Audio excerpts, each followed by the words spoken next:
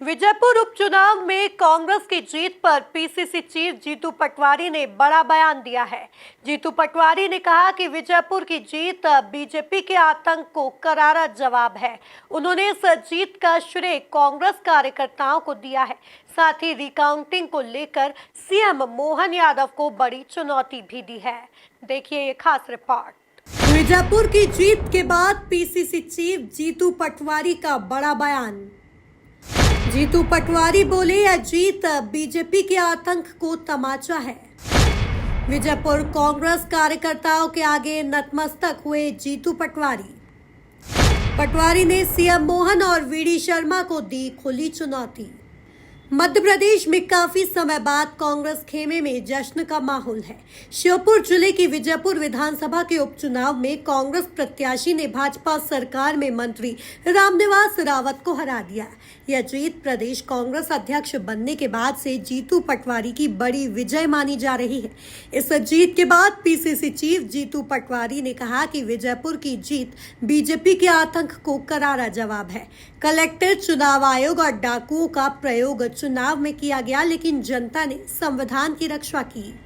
आज विजयपुर की ऐतिहासिक जीत करारा जवाब है भारतीय जनता पार्टी को, उसके आतंक को, उसके प्रशासन को।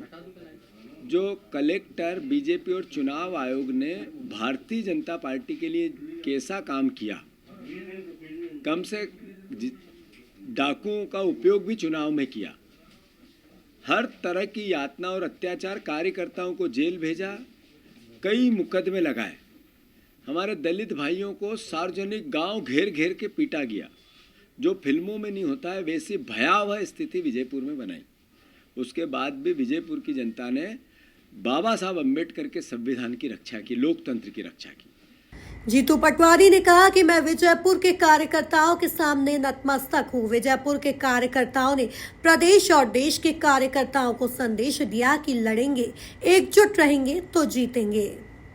ये जीत विजयपुर की सबसे प्रथम वो कार्यकर्ता जिसने विजयपुर में काम किया, जेल गए, यातनाएं सही, डरे नहीं, लड़ते रहे।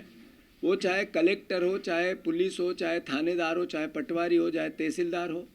और भारतीय जनता पार्टी का आतंक, अद्भुत आतंक, सबका मुकाबला किया।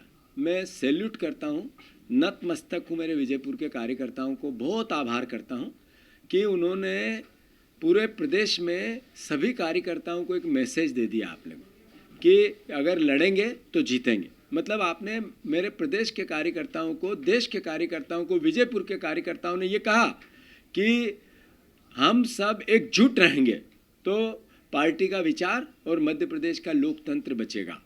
मैं ये जीत का श्रेय मेरे कार्यकर्ता बब्बर शेरों को देता हूँ और बाबा साहब अम्बेडकर के संविधान को देता हूँ और भारतीय जनता पार्टी को भी देता हूँ।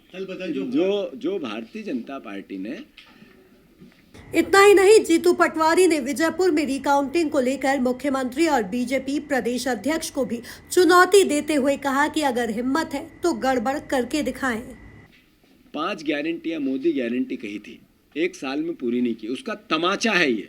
आपने गेहूं के दाम नहीं दिए, आपने धान के दाम नहीं दिए, आपने 3000 बहनों को बोला था वो नहीं दिया, आपने 6000 सोयाबीन के नहीं दिए, आपने 450 का गैस सिलेंडर नहीं दिया। विजयपुर की जनता ने संदेश दिया कि आपने झूठ बोला और वोट लिए।